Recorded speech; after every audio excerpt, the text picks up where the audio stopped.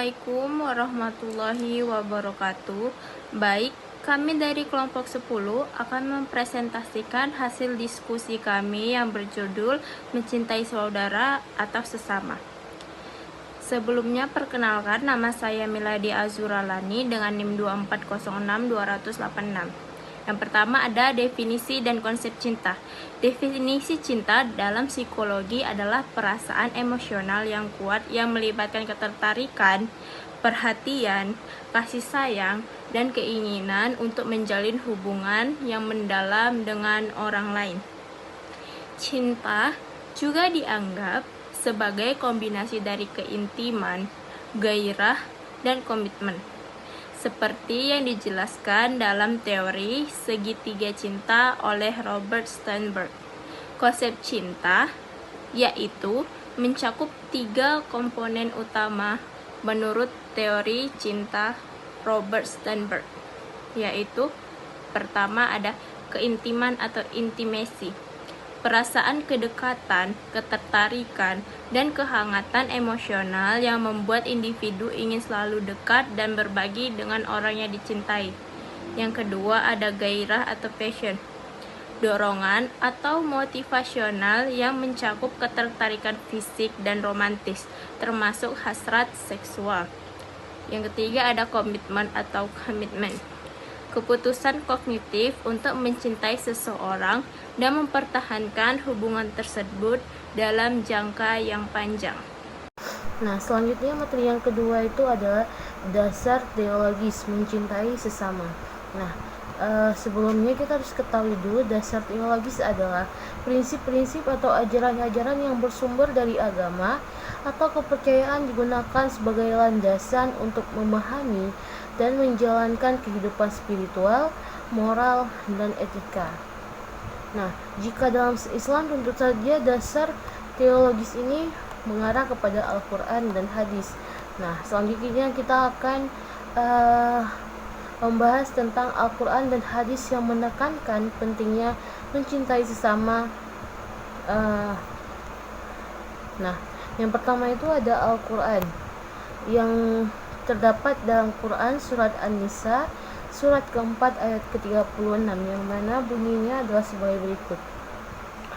A'udzu billahi minasyaitonir rajim.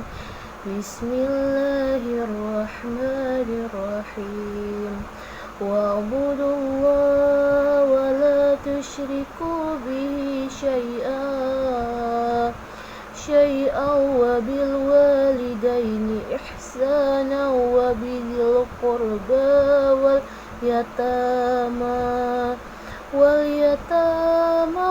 masakin wal jari dzil qurba wal jaril junubi was-sahibi bil jambi wa bani sabil wa ma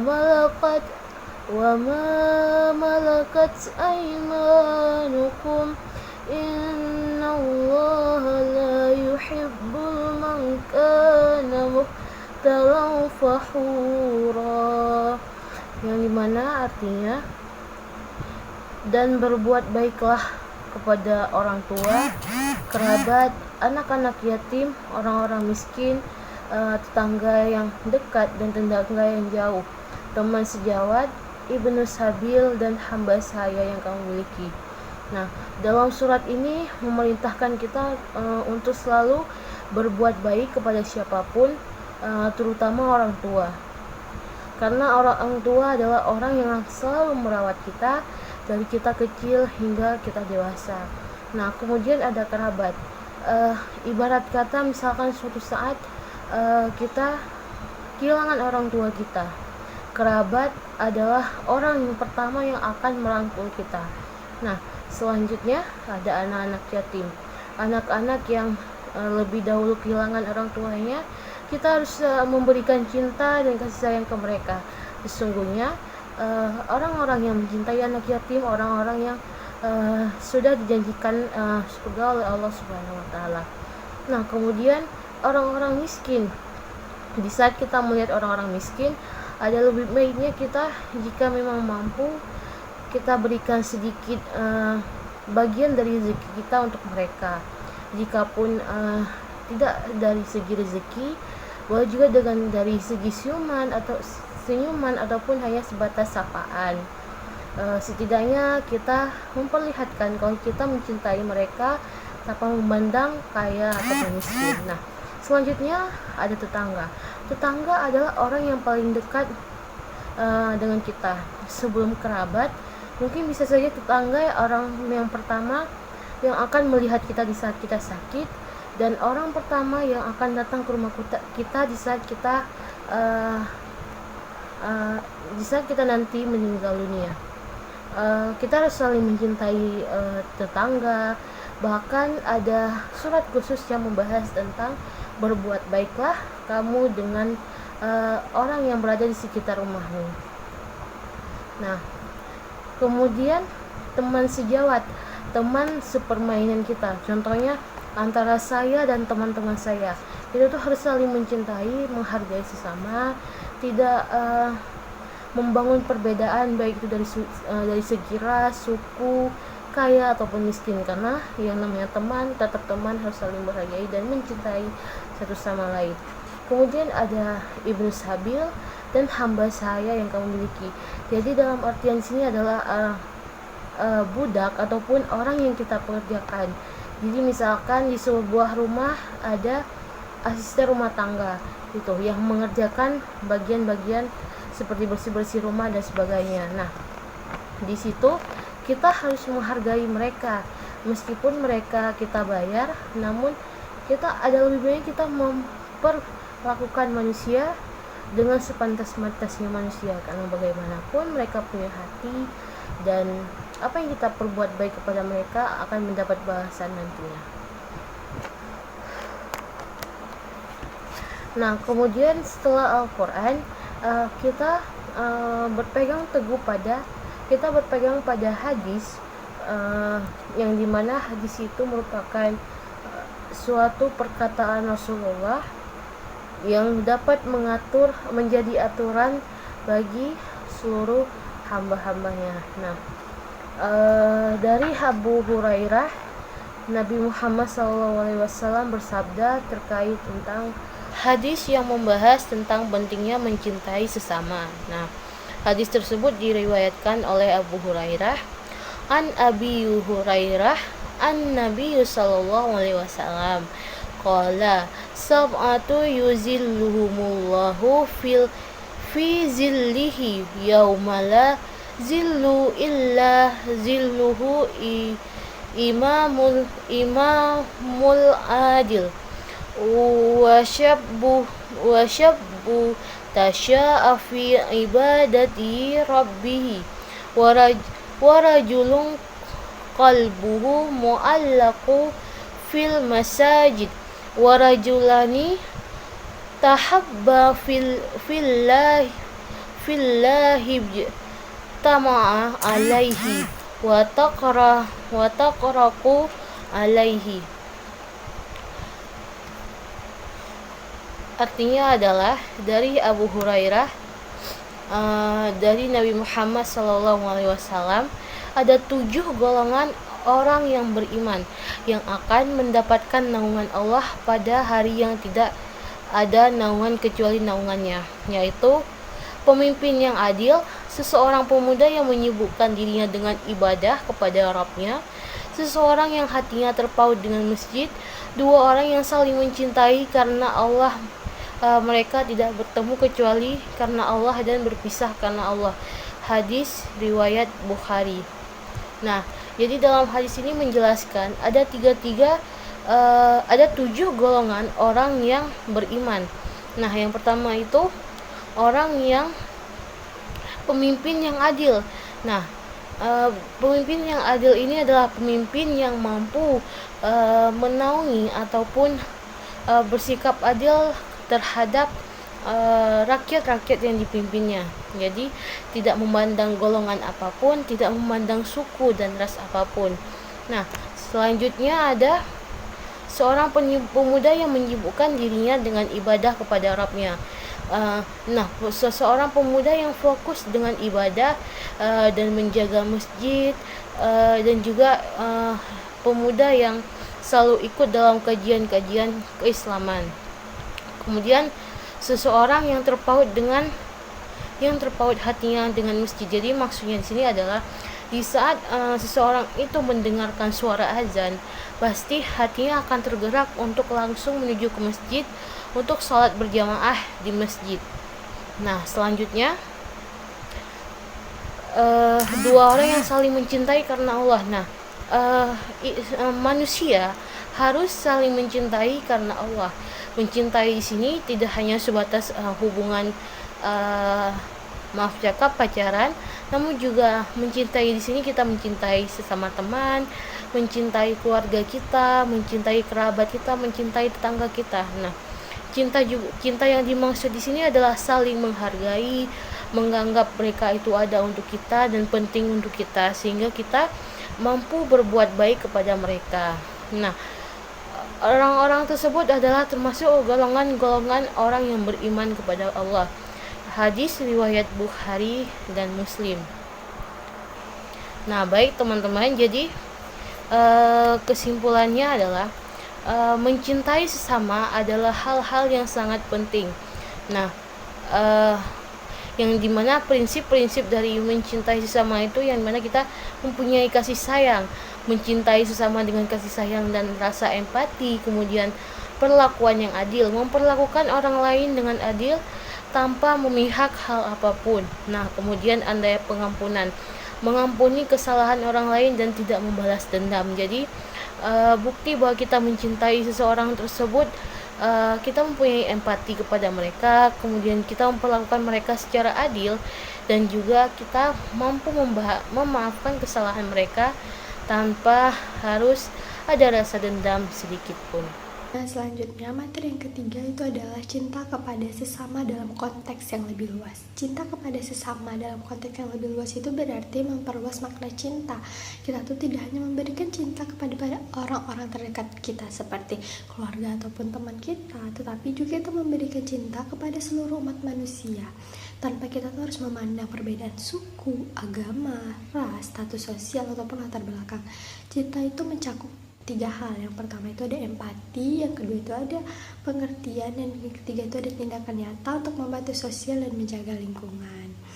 Nah, cinta tuh kita berikan kan kepada sesama itu tuh bisa diarahkan ke berbagai aspek. Yang pertama itu ada diri sendiri, dengan cara itu menerima kekurangan, menghargai kelebihan, dan terus berkembang pada kelebihan yang kita punya. Yang kedua itu kita tuh bisa mengarahkan kepada orang lain ataupun masyarakat yang ada di sekitar kita, itu dengan cara membantu yang membutuhkan. Itu tuh dapat menumbuhkan rasa empati dan menghargai perbedaan yang ada di sekitar kita. Dan yang ketiga itu kita dapat memberikan cinta kita tuh kepada alam, yaitu dengan cara menjaga kebersihan, merawat lingkungan, dan hidup selaras dengan alam. Nah, itu tuh bisa juga kita berikan kepada hewan, ya kan. Itu tuh juga bisa kan kita dengan cara merawatnya dan kita menjaga kebersihan mereka. Nah, cinta seperti itu adalah dasar dari kemanusiaan kita yang membuat kita tuh lebih sadar, peduli, dan saling menghormati. Dari cinta itu lahirlah dorongan untuk menciptakan sebuah perubahan lingkungan yang positif di dalam diri dan hidup kita. Itu adalah materi yang keempat, yaitu hambatan dalam mencintai sesama.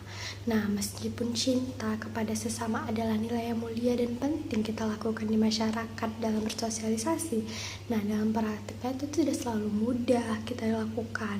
Ada berbagai halangan ataupun rintangan yang membuat seseorang itu sulit untuk menunjukkan cinta ataupun kepeduliannya terhadap orang lain. Nah, hambatan-hambatan ini tuh bisa berasal dari saat pertama itu dari dalam diri kita sendiri, dan yang kedua itu dari lingkungan sekitar.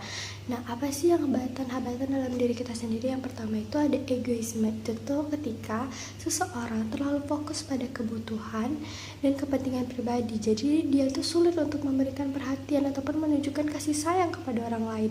Cintanya itu jadi terhambat oleh sikap mementingkan diri dia sendiri aja. Nah, yang kedua itu ada trauma dan luka lama. Nah, yaitu seperti pengalaman buruk di masa lalu, seperti pernah disakiti ataupun dia tuh pernah dikhianati. Itu tuh bisa menciptakan ketakutan ataupun kita tidak ada rasa ketidakpercayaan terhadap orang lain. Akibatnya itu kita tuh enggan untuk mencintai seseorang lagi. Jadi kita bahkan bisa menutup diri kita. Nah, yang ketiga itu ada ketakutan akan penolakan, yaitu seperti ketakutan untuk tidak diterima ataupun dihargai oleh orang lain. Itu bisa membuat seseorang ragu untuk menunjukkan kasih sayangnya ataupun rasa cintanya. Nah, hal ini tuh bisa menahan seseorang untuk berbuat baik ataupun peduli pada orang lain dan dengan cara menunjukkan rasa empatinya. Yang keempat itu ada keegoisan dan keterikatan pada materi. Nah, ketika seseorang terlalu terikat pada harta, benda ataupun status sosial, perhatian dan cinta itu lebih banyak diarahkan untuk mengejar materi daripada peduli pada orang sekitar. Nah, selanjutnya yang kelima itu ada kurangnya empati. Nah, itu tuh ketika seseorang kurang memiliki kemampuan untuk merasakan ataupun memahami perasaan orang lain, atau biasa disebut sekarang itu gak peka. Nah, itu tuh maka orang itu tuh akan sulit untuk mencintai secara tulus dan peduli dengan kebutuhan orang lain. Nah, yang selanjutnya itu tuh ada hambatan dari lingkungan sekitar, yaitu seperti norma sosial yang tidak mendukung. Contohnya tuh ketika lingkungan sosial mengutamakan kompetensi dan individualisme atau kebencian bisa membuat seseorang merasa tidak nyaman menunjukkan cinta dan empatinya. Pengaruh budaya semacam itu bisa menghambat seseorang untuk lebih peduli pada orang lain. Nah, yang kedua itu ada kekerasan dan diskriminasi, yaitu lingkungan yang penuh dengan diskriminasi rasial, agama, ataupun gender seringkali itu menghalangi munculnya rasa cinta yang universal. Nah, ketidakadilan ini menciptakan ketegangan dan memisahkan kita dari rasa empati terhadap sesama. Yang ketiga itu ada ketidakadilan sosial. Itu tuh ketika lingkungan sekitar penuh dengan ketidakadilan, baik itu dalam bentuk kemiskinan, ketimpangan, ataupun perlakuan buruk terhadap orang tertentu, seseorang itu bisa merasa lelah ataupun putus asa untuk mencintai sesama. Nah, mereka tuh lebih fokus pada masalah yang ada daripada memperhatikan sesama. Nah, yang keempat itu ada perkembangan media yang negatif. Media yang menyebarkan kebencian ataupun polarisasi itu bisa membuat seseorang lebih mudah terprovokasi dan menutup hati terhadap orang lain, sehingga itu menghambat tumbuhnya rasa cinta yang tulus pada diri dia. Itu tuh adalah beberapa hambatan-hambatan yang bisa terjadi pada diri kita. Dengan memahami hambatan-hambatan ini, kita tuh bisa lebih sadar akan faktor-faktor yang membuat kita tuh sulit untuk mencintai sesama dan kita tuh bisa mulai mencari solusi atau cara mengatasinya untuk kita agar kita bisa lebih peduli pada lingkungan sekitar dan orang-orang yang ada di sekitar kita. Materi selanjutnya ada cara menumbuhkan cinta kepada sesama. Nah, bagaimana cara kita menumbuhkan cinta kepada sesama? Untuk menumbuhkan cinta kepada sesama bisa dilakukan melalui 4 tahap. Yang pertama itu ada empati dan komunikasi yang baik. Kita mencoba memahami perasaan dan sudut pandang dari orang lain. Yang kedua, ada tindakan sosial seperti menolong, memberi bantuan, memaafkan, dan menghargai perbedaan. Yang ketiga, ada meningkatkan kesadaran spiritual dan sosial, seperti kita mendengarkan tanpa menghakimi dan menyapa dengan tulus.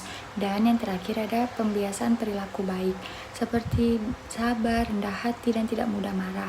Dan yang paling penting, dekatkan diri kepada Tuhan agar hati kita tetap bersih dan tidak mudah membenci, mulai dari hal kecil dan konsisten dilakukan.